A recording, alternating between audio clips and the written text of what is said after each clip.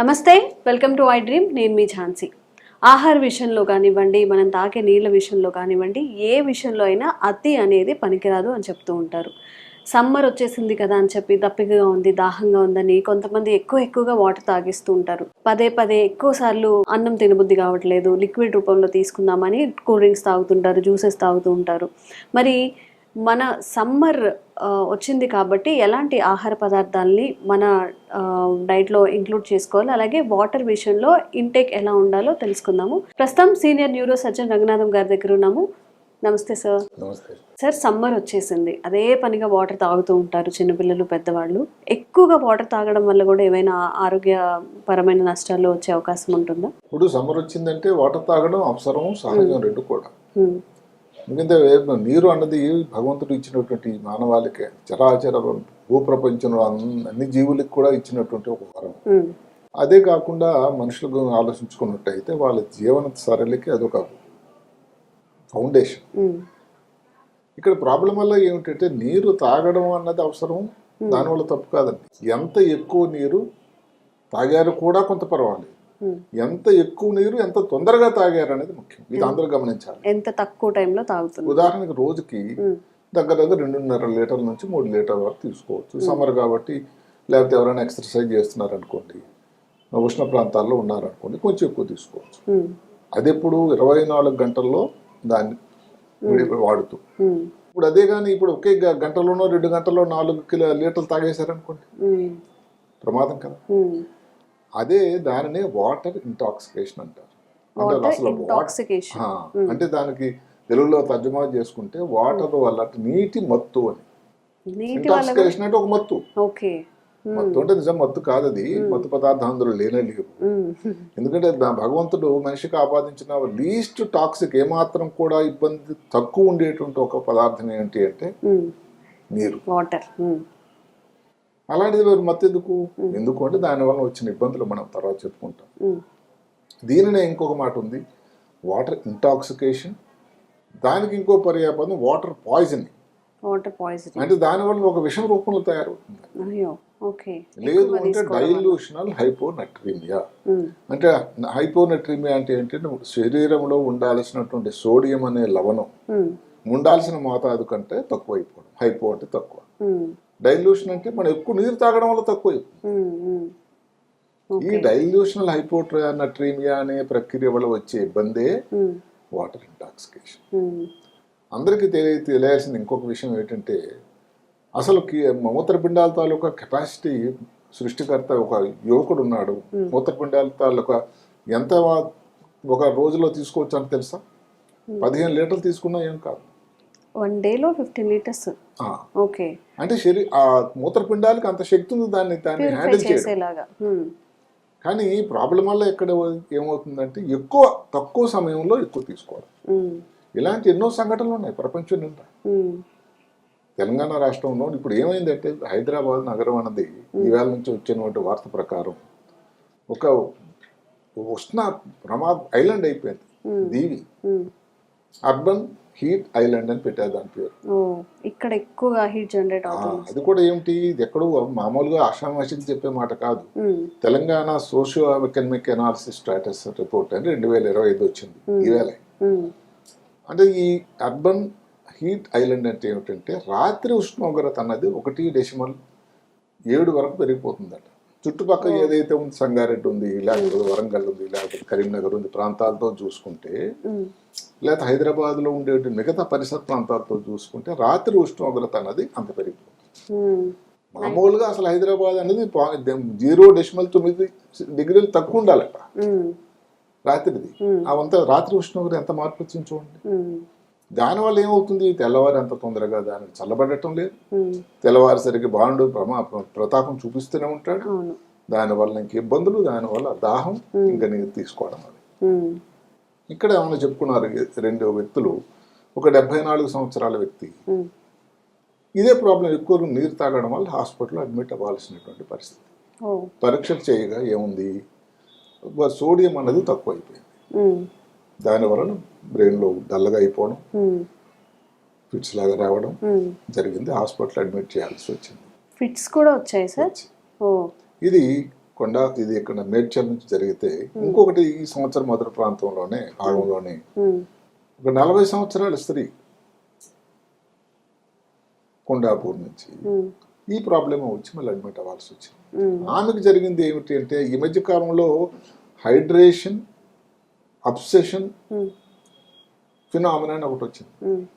అంటే ఏమిటి, ఇంకా తాగాలి తాగాలి నీళ్ళు, తాగితే చాలా మంచిది, అసలు శరీరంలో ఉండేటువంటి అన్ని మలిన పదార్థాలు బయటకు వెళ్ళిపోతాయి, డీటాక్సిఫికేషన్ అని ఒక మాట వచ్చింది. డీటాక్సిఫికేషన్ మాట దేవుడు ఎరుగు, దానికి బదులుగా వాటర్ ఇంటాక్సికేషన్ వస్తుంది. డీటాక్సిఫికేషన్ పక్కన పెట్టి ఇంటాక్సికేషన్ ఆ వాటర్ అవుతుంది తీసుకోవడం వల్ల. సో ఇద్దరు కూడా లక్కీగా ప్రాణాపాయం పరిస్థితికి వెళ్ళి మందులు ఇచ్చి డాక్టర్ల పర్యవేక్షణలో రికవర్ అవ్వడం జరిగింది. అదేదో మన దేశంలోనే కాదు, లేదు హైదరాబాద్ నగరంలో కాదు, ప్రపంచమంతా ఇలాంటి కేసులు ఉన్నాయి. ఒక ఇంట్రెస్టింగ్ కేసు అక్కడ అమెరికాలో ఎప్పుడో జరిగింది ఏమిటంటే, ఒక 25 సంవత్సరాల యువతి అమెరికాలో ఒక కాంపిటీషన్ ఉందట. అంటే రేడియోలో మాట్లాడుతూ ఎంత వాటర్ తాగలేని కంటెస్ట్ ఒకేసారి, దానికి ఒక ప్రైజు, అంటే తక్కువ టైంలో. ఆమె దగ్గర 8 లీటర్లు 3 గంటల్లో తాగేసింది. అప్పటికి ఆమెకు వాంతి చేసింది అక్కడ. తర్వాత ఇంటికి వెళ్ళి విపరీతం తలనొప్పి వచ్చింది, జరిగిపోయింది, ఫిట్స్ వచ్చి జరిగిపోయింది, చనిపోయింది. ఇది ప్రభుత్వం, అమెరికా ప్రభుత్వం వాళ్ళు దానికి మేల్కొని ఎవరైతే దీన్ని చేసినటువంటి ఈవెంట్ని చేసినటువంటి వాళ్ళందరినీ కూడా దానికి భాగస్వాములు చేసి 10 మందిని సస్పెండ్ చేశారు. అదే కాకుండా అమెరికాలోని దీని ప్రకారం 16.5 మిలియన్లు, వేల మిలియన్లు వాళ్ళకి కాంపెన్సేషన్ ఇప్పించారు. అయితే మనిషి జరిగిపోయిందిగా, తిరిగిపోరాదు కదా. చనిపోయిందా సార్ తను? చనిపోయింది. ఓకే. ఇంగ్లాండ్లో కూడా జరిగాయి. అంటే ఇక్కడ ఇలాంటి సంఘటనలు జరుగుతూనే ఉన్నాయి. కొంతవరకు దీనికి కారణం ఏంటంటే, ఏదైతే సోషల్ మీడియా ఈ ట్రెండింగ్, ఒక ట్రెండింగ్ వచ్చింది. ఏమిటి ఆ ట్రెండింగ్? ఎక్కువ వాటర్ తాగడం, ఎక్కువ హైడ్రేషన్ చేయండి, దానివల్ల మీ ఇబ్బందులన్నీ తగ్గిపోతాయి, బాడీ హైడ్రేటెడ్ గా ఉంటుంది. బాడీ హైడ్రేషన్ వరకు సరే, ఇందాక చెప్పినట్టుగా ఏమిటంటే వాటర్ తాగడం తప్పు కాదండి, అందరూ గమనించండి. ఎంత తొందరగా, ఎంత తక్కువ టైంలో, ఎంత ఎక్కువ తీసుకున్నారు అన్నది ప్రాముఖ్యం. గంటలో 1.5 అంటే 1.5 లీటర్ల కంటే ఎక్కువ తీసుకోకూడదు. అంటే మీరు ఓవర్లోడ్ చేస్తున్నారు, మూత్రపిండాలకు పని చేయడానికి మీరు సమయం అవకాశం ఇవ్వట్లేదు కదా. దానివలన ఏదైతే ఉందో అందులో వాటర్లో ఏముంటుంది, ఒక్క వాటరే ఉంటుంది. అందులో ఎలక్ట్రోలైట్స్ ఉంటాయా, ఏవైతే ఉన్నాయో ఈ పదార్థాలు, సోడియం కానీ, పొటాషియం కానీ, కాల్షియం, మెగ్నీ, ఇలాంటివన్నీ ఉంటాయి. అందులో ఎంత ఉంటుంది, దానివలన ఈ ప్రాబ్లం వస్తుంది. దానికి ముఖ్యమైన కారణాలు ఆలోచిస్తే మనం చెప్పుకున్నటువంటి వాటర్ కంటెస్ట్లు, రెండోది ఈ అథ్లెట్స్, ఏదైతే వేసవకాలంలో రన్నర్స్ ఉంటారు, పరుగు ప్రయత్నం చేస్తూ ఉంటారు. సో వాళ్ళకి వాటర్ అందించే వాళ్ళు చాలా మంది ఉంటారు, మధ్య మధ్యలో చూస్తూ ఉంటుంటారు. ఆ వాటర్లో ఈ ఎలక్ట్రోలైట్స్ కానీ తక్కువైతే ఈ ప్రాబ్లం అనేది వస్తుంది. అది కాకుండా ఇంకోటి ఏంటంటే వాటర్ థెరపీ, మనం చెప్పుకున్నట్టు వాటర్ ట్రీట్మెంట్. ఈ కారణాలు, ఈ కొన్ని కారణాలుగా మనం చెప్పుకోవచ్చు. ఈ రిస్క్ చూసుకుంటే చిన్నపిల్లలండి, చిన్నపిల్లలు కానీ ఎక్కువ వాటర్ తీశారనుకుంటే వాళ్ళ శరీరం తాలూకు వాల్యూమే తక్కువ. ఇందాక చెప్పుకున్నట్టు అథ్లెట్స్ అక్కడ నుంచి ఎంకరేజ్మెంట్, వాటర్ తీసుకో అని అనుకుని చెప్తూ ఉంటారు, బాటిల్ ఇస్తుంటారు. అందులో మ్యారథాన్ చేసినట్టయితే చాలా దూరం పరిగెత్తాలి. ఆ సమయంలో తీసుకునేటప్పుడు వాటర్లో ఎలక్ట్రోలైట్స్ ఉన్నాయా లేవని చూసి తాగేదానికి అవకాశం లేదు. బయట వేసవికాలం విపరీతం ఎండ, హైదరాబాద్, తెలంగాణ తాలూకా రాష్ట్రం అంతా కూడా సూచనలు ఏమిటంటే విపరీతం అగ్నిగుండంలా తయారవబోతుంది వచ్చే కొన్ని నెలల్లో. సో వాటర్ తాగడం సహజమే, కానీ అంత స్వెట్టింగ్, అంత చెమట బయటకు వెళ్ళిపోయి ఎక్కువ దాహం వేసినప్పుడు ఎలక్ట్రిసిటీ లేకుండా వాటర్ తాగితే కూడా వచ్చే ఇబ్బంది కూడా ఇది. అన్నిటికంటే కొంతమంది సైకాట్రీ, మానసికంగా ఇబ్బందితో పడుతున్న వాళ్ళలో ఈ ప్రాబ్లం ఉంటుంది. వాళ్ళకి పాలిడిప్సియా, సైకాట్రిక్ పాలిడిప్సియా, అంటే తాగాలి, దాహం దాహం దాహం అని ఇబ్బంది పడుతూ ఉంటారు. ఏంటంటే వాళ్ళ కంపెల్లింగ్ అనమాట, తాకపోతే ఉండలేమని. అది ఒక మానసిక రోగం, ఒక హ్యాబిట్ లాగా అయిపోయి అడిక్షన్ అయిపోతుంది. అడిక్షన్. అది ఆ పర్టికులర్ హాస్పిటల్లో ఉండే వాళ్ళలో దగ్గర 5%. నిజంగా మీరు అడిగితే వాటర్ ఇంటాక్సికేషన్ డాక్టర్ గారు ఇంత కామనా అంటే కాదు, ఇది ఎవరిని భయపెట్టే ప్రయత్నం కాదు, చాలా రేర్ ఇది, కానీ రిస్క్ ఉంది. ఎంతవరకు ఇందాక చెప్పినటువంటి హైపోనట్రీమియా, మామూలుగా ఎంత సోడియం ఉండాలండి, 135 నుంచి 145 మిల్లీ ఈక్వలెంట్స్ వరకు. అదే కానీ ఇంకా బాగా తగ్గిపోయింది అనుకోండి చాలా ప్రమాదం, ప్రాణానికే ప్రమాదం. అది 50% ప్రాణానికి రిస్క్ ఉందట. మరీ కానీ హైపోనట్రీమియా, మరీ లో వాల్యూ సోడియం కానీ వచ్చినట్టయితే. అలాగే కొన్ని హైడ్రోజన్ కనిపడి మాటకి పేషెంట్ సీరియస్గా ఉన్నారు, హాస్పిటల్ అడ్మిట్ అయ్యారు రకరకాల కారణాల వల్ల, స్పృహలో లేరు, వాళ్ళు తాను తాగి భోజనం తీసుకునేటువంటి అవకాశం లేదు. ఈ భోజనం ఎందుకు తీసుకుంటున్నామంటే మనం తీసుకునే వాటర్ అనుకోండి, దానిలో 70% వాటర్ భోజనం నుంచే, ఇంకా 30% మిగతా నుంచి వెళ్ళాలి. ఇప్పుడు ఇలాంటి ఐసీయూలో ఉండే వాళ్ళకి తీసుకునే అవకాశం లేదు. ఆ ఇచ్చేటువంటి గ్లూకోజ్ లాంటి పదార్థం కానీ, లేకపోతే టీపీ అని ఉంటుంది, టోటల్ పేరెంటల్ న్యూట్రిషన్ కానీ, ఇలాంటి దాని వల్ల కూడా కానీ అందులో నిష్పత్తి అన్న సరిగా లేకపోయినా కూడా ఇబ్బంది రావచ్చు. కొన్ని మందులు ఉన్నాయి, ఆక్స్కార్బిజియన్ అంటే మూతను ఎక్కువ అవుతూ ఉంటే కొన్నిసార్లు మందులు మూతను కంట్రోల్ చేయడానికి డయాబెటిస్ ఇన్సిపిడస్ అని ఒక వ్యాధి ఉంటుంది, వాళ్ళలో ఈ మందు వల్ల కూడా ఎలాంటి ఇబ్బందులు రావచ్చు. అలాగే ఇన్ని కారణాలు ఉన్నాయి. అంటే కొన్ని మన చేతుల్లో లేనివి. అదే కాకుండా కొన్ని మాదక ద్రవ్యాలు కాకపోయినా MDMA మందులు అంటారు, అంటే ఆంఫెటమిన్ అని, అంటే పారవశ్యం, ఉత్సాహం, హ్యాపీనెస్ కోసం కొన్ని మందులు ఉన్నాయి. ఆ మందుల వల్ల కూడా అసలు మామూలుగా ఆంఫెటమిన్ చాలా మంది పిల్లకాయలు ఏంటంటే చదువుకునే టైంలో నిద్ర రాకుండా ఉండడానికి వేసుకునే మందు, చదువు కోసం నైట్ అవుట్ చేయాలంటే, అది అంత మంచి విషయం కాదు. వీటి వల్ల కూడా రావడానికి ఆస్కారం. మరి ఇంత ఇబ్బంది డాక్టర్ గారు ఎందుకు వస్తుంది అని అడగచ్చు. మామూలుగా శరీరంలో కణాలు ఉంటాయి, మనం వాటర్ తీసుకున్నప్పుడు బయట ఉంటుంది, కణాలు లోపల వెళ్ళదు వాటర్. ఈ బయట ఉండేటువంటి వాటర్ తాలూకా సాంద్రత తక్కువ ఉంటుంది, ఈ లోపల ఉండేటువంటి కణాల తాలూకా సాంద్రత ఎక్కువ ఉంటుంది. పక్క పక్కన ఉండేసరి ఒక తర్వాత ఈ రెండింటి మధ్యన ఒక తేడా రావడం వల్ల ఆ పొర మెంబ్రేన్ ఉంటుంది, కణాల తాలూకా మెంబ్రేన్ పొర, ఈ ఆస్మాసిస్ అనే ప్రక్రియ ద్వారా బయట ఉండేటువంటి నీరు లోపలికి వెళ్ళిపోతుంది. సో అక్కడ ఉండే కణం బాగా ఇదైపోతుంది, స్వెల్లింగ్ అయిపోతుంది. దాని వలన వచ్చే ప్రాబ్లమే బ్రెయిన్ లోపల, బ్రెయిన్లో కణాల్లో జరిగింది అనుకోండి, బ్రెయిన్లో కణాల్లో జరిగినట్టయితే బ్రెయిన్లో ప్రెషర్ పెరుగుతుంది, ఒత్తిడి పెరుగుతుంది, ఇంక్రీజ్ ఇంట్రాక్రేనియల్ ప్రెషర్. కొంచెం ఎక్కువ వాటర్ తీసుకోవడం వల్ల బ్రెయిన్ వర్క్ కూడా కొంచెం కాదు, నార్మల్ గా అది మళ్ళీ చెప్పాలి, కొంచెం వాటర్ తీసుకోవడం మనం తప్పు సమాచారం ఇవ్వకూడదు. అంటే నా ఉద్దేశం వాటర్ తీసుకోవడం వల్ల కూడా ఇంత బ్రెయిన్ వర్క్ ఎందుకంటే అంత ఇప్పుడు కిడ్నీ అన్నది జరుగుతున్నది ఏమిటి, మూత్రపిండాలు అన్నది ద్వారా ఏదైతే వాటర్ బయటకు వెళ్లాల్సిన మార్గంకి మూత్రపిండాలని పని చేయడానికి మన సమయం ఇవ్వకపోవడం వల్ల ఈ లీటర్లు కూడా వాటర్ తాగి అంత తక్కువ టైంలో ఎక్కడికి వెళ్తుంది, బ్రెయిన్ లోపలికి వెళ్తుంది, దగ్గరలో ఇంకా అదే జరుగుతుంది. సార్ మరి ఇప్పుడు సమ్మర్ వచ్చింది కాబట్టి బయటికి వెళ్ళి పనిచేసే వాళ్ళు ఉంటారు, ఏసీలో కూర్చొని పనిచేసే వాళ్ళు ఉంటారు, నార్మల్గా ఇంట్లో ఉండే వాళ్ళు ఉంటారు. ఎవరు ఎలా తీసుకుంటే మంచిది మరి సమ్మర్కి వాటర్? లేదు, ఎవరైనా కానీ దానికి ఒక ఇది ఉంది, 2.5 నుంచి 3 లీటర్ల వరకు తీసుకోవడం వల్ల రోజంతా, అంటే రోజంతా కాదు, మనం పడుకునే కాకుండా మిగతా టైంలో తీసుకున్నట్టయితే ఇబ్బంది లేదండి. ప్రాబ్లం వల్ల ఏమిటి, ఒకేసారి ఇప్పుడు మాటకి ఈ 40 సంవత్సరాల స్త్రీ ఒకేసారి 4 లీటర్లు గంట లోపల తీసుకుంది, మరి ప్రమాదం కాదు. మళ్ళీ నేను చెప్పేదల్లా ఎప్పుడు ఎంత తీసుకున్నారు అమౌంట్ అన్నదే కాకుండా ఎంత తొందరగా తీసుకున్నారు అన్నది. వాటర్ తాగడం తప్పు కానే కాదు, ఎంత వాటర్ ఎంత తొందరగా తీసుకున్నారు అనేది ఆలోచన చేయాల్సింది. ఇప్పుడు ఇలాంటి ప్రాబ్లం వచ్చింది అనుకోండి, నెక్స్ట్ స్టేజ్ లో ఏమవుతుంది, కండరాల నొప్పులు, తలనొప్పి, ఏదో పరాకు మాట్లాడడం, బిహేవియర్లో తేడా రావడం, అక్కడితో గాని గుర్తించి గాని కనుక్కోకపోతే నెక్స్ట్ స్టేజ్ ఏమిటి, ఈ కండరాల్లో పిచ్చింగ్ లాగా రావడం, ప్రభావం చూపి మిగతావన్నీ కూడా. ఈ హార్ట్ రేట్ బ్రాడికార్డి అంటాం, అది ఏదైతే ఉందో గుండె కొట్టుకోవడం, స్పందన అనేది తక్కువగా ఉండడం, పల్సర్ ప్రెషర్ ఉంటుంది, అంటే బీపీలో 2 భాగాలు ఉంటాయి, పైన ఉండేదాన్ని సిస్టాలిక్, కింద ఉండేదాన్ని డైస్టాలిక్ అంటాం. ఈ రెండింటి మధ్య జనరల్ గా నార్మల్ గా 40 డిగ్రీలు 40 మిల్లీమీటర్లు ఉండాలి. అది ఎక్కువ అయినా కానీ ఈ కారణాల వల్ల ఇంకా ఎక్కువ ప్రాబ్లం, ఇంకా ఎక్కువ స్టేజ్, ఈ స్టేజ్ లో కూడా డాక్టర్ దగ్గరికి వెళ్ళలేదు, బాగానే ఉన్నారని అనుకుంటే వచ్చే ప్రమాదమే హాస్పిటల్ అడ్మిట్ అయినప్పుడు ఏమవుతుంది, ఇందాక చెప్పుకున్నట్టుగా బ్రెయిన్ లో కణాల తాలూకా స్వెల్లింగ్, వాపు పెరిగిపోయి దాన్ని వచ్చేదాన్ని బ్రెయిన్ ఎడిమా అంటారు. బ్రెయిన్ ఎడిమా అంటే బ్రెయిన్ లో వాపు.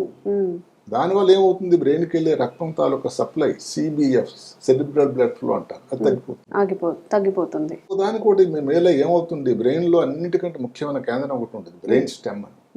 అంటే ఏమిటి, అన్ని ముఖ్యమైన ప్రక్రియలకి ఏదైతే విలేజ్లో లేక ఊళ్ళలో బయట ట్రాన్స్ఫార్మర్ ఉంటుంది, ఊరంతరికి కరెంట్ సప్లై పద్ధతి, అలాంటి ఒక వ్యవస్థ మనం గాలి తీసుకోవడానికి, గుండె స్పందన కోసం కానీ, బీపీ ఇలా స్పృహలో ఉండడానికి, వీటన్నిటికీ ఉండేటువంటి ఒక ముఖ్య ఆయువు పట్టు భాగం.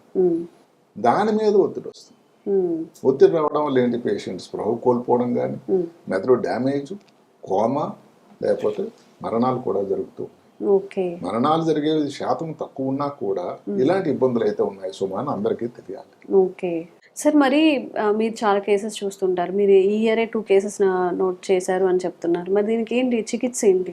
చికిత్స అన్నది ఎంత ప్రాబ్లం ఉన్న దాన్ని బట్టి ఏమిటి, ఒకటి ఈ మధ్య మామూలు మైల్డ్ అనుకోండి, ఎక్కువ తాగలేదు, పెద్ద సోడియం తాలూకా పర్సంటేజ్ పెద్ద డ్రాప్ కాలేదు, అప్పుడు అన్నట్టు దానికి మనం మామూలుగా ఫ్లూయిడ్ రిస్ట్రిక్షన్ అని ఉంటుంది. అంటే అబ్బాయి నువ్వు ఇంతకు ఎక్కువ తాగకూడదు, నెమ్మదిగా ఉండు, హాస్పిటల్లో పర్యవేక్షణలో అవసరమైతే ఒక 2 రోజులు.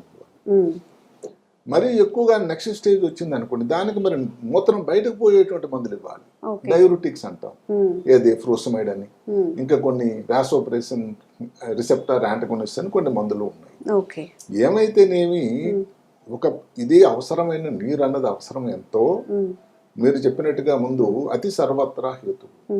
ఎందుకంటే ఈ మధ్య కాలంలో 2 రోజుల క్రితమే వరల్డ్ వాటర్ డే అని అందరు పరిగణించారు. 2 రోజుల క్రితం మార్చి 22ది వరల్డ్ వాటర్ డే. అంటే వాటర్ తాలూకా ముఖ్యత గమనించే ఏది మిగతా వాటి లాగానే వాటర్ డే అని పెట్టారు. దాని అర్థం వల్ల ఏమిటంటే వాటర్ అనేది జీవానికి ఆయుపట్టు, భగవంతుడు సృష్టికర్త ఇచ్చినటువంటి చాలా ముఖ్యమైనటువంటి విషయం. దీనికి పేదవాడు కానీ భాగ్యవంతుడు కానీ ఏదో తరతమ భేదాలు ఏమీ లేవు.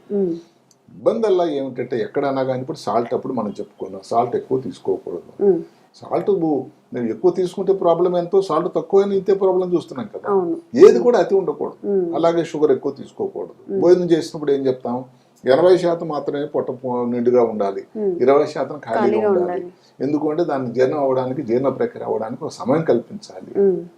అలాగే నీరు కూడా తీసుకోవడం అన్నది ఎంత ముఖ్యమో, తక్కువ సమయంలో ఎక్కువ తీసుకోకుండా ఉండడం, లేకపోతే వచ్చేటువంటి ఈ నిద్ర మత్తు, వాటర్ ఇంటాక్సికేషన్ కి బారిన పడి ప్రాణానికి రిస్క్ కూడా ఉండేటువంటి ప్రమాదం ఉంది. ఓకే, ఇంత జరుగుతుంది. మనం అంటే సమపాళ్లలో ఏ తినాలి, ఎక్కువ తిన్నా విషం అయిపోతుందా, సూత్రం అయితే అదే. వాటర్ ఎక్కువ తాగినా గానీ మళ్ళీ మన బాడీకే డ్యామేజ్ అనుకోవచ్చు. వాటర్ ఏం విష పదార్థం కాదు కదా, భగవంతుడు ఇచ్చినటువంటి మోస్ట్ లీస్ట్ టాక్సిక్, ఏ మాత్రం కూడా విష ప్రాబ్లం లేదని. ఇంకొక ఇబ్బంది ఏంటంటే ఎవరైనా నిందించే ప్రయత్నం కాకపోయినా సోషల్ మీడియాలో ఈ ట్రెండింగ్లు కానీ, దీని గురించి వాటర్ ఖాళీ బాటిల్ పెట్టుకుని కొంతమంది సెలబ్రిటీస్, ఇప్పుడు నేను వాటర్ తాగుతున్నాను, బాగున్నాను, ఆరోగ్యం నువ్వు కూడా ఉండను. ఇంకా కొంతమంది వాటర్ బాటిల్స్ వచ్చాయి ఇంట్రెస్టింగ్, దాని పేరు స్వాన్లీ అనో లేకపోతే ఓలా అని. మీకు తెలుసా వాటర్ బాటిల్ కాస్ట్ ఎంతో? 9-10 వేలు. అంటే వాటర్ గురించి విచిత్రమైన కొన్ని స్టాటిస్టిక్స్ చెప్తుంటే కాస్ట్ లిస్ట్, 1 లీటర్ వాటర్ తాలూకా కాస్ట్ లిస్ట్ ఎంత తెలుసా? ఫెలికో జ్యువెలరీ వాటర్ అని ఒకటి ఉందట, అది 1,16,000 1 లీటర్ బాటిల్. దానిలో నిజంగా బంగారం ఉందో వెండి ఉందో దేవుడు ఎరుక. బంగారం కూడా అంత రేట్ ఉండదు కదా, 1,00,000 రూపాయలు అంటే 1 లీటర్లో. అందుకని దాని పేరు ఫెలికో జ్యువెలరీ వాటర్ అని పెట్టారు. ఇలాంటి ఫ్యాట్స్ అన్ని వచ్చాయి, ఉన్న వాళ్ళందరూ చేస్తున్నారు. నేను సెలబ్రిటీస్ ని నిందించడం కాకపోయినా వాళ్ళు కొంతమందికి ఇన్ఫ్లుయెన్సర్స్ ఆర్ గేమ్ చేంజర్స్. అలాంటి ఎలాగైతే సిగరెట్ తాగడము ప్రమాదకరం అని మనం ఏదైతే బ్యాన్ చేయడం కాకపోయినా వాటర్ తాగండి, హైడ్రేషన్ గా ఉండండి, కానీ ఒకేసారి తక్కువ సమయంలో ఎక్కువ తాగకుండా ఉండాలని చెప్పేటువంటి బాధ్యత కూడా వాళ్ళకు ఉందని నేను అనుకుంటాను. నిజంగా సార్, ఒక చిన్న బాబుకి, ఒక 5 years బాబుకి మనం ఎక్కువ ఫుడ్ తినిపించినా, అంటే తన కెపాసిటీకి ఎక్కువగా మనం ఆహారం పెట్టినా కానీ తను తీసుకోలేడు కాబట్టి 5-6 కిలోలకి ప్రేమతో మనం ఎక్కువ పెడుతుంటే ఏమవుతుంది, తను ఒబెసిటీ అవుతాడు.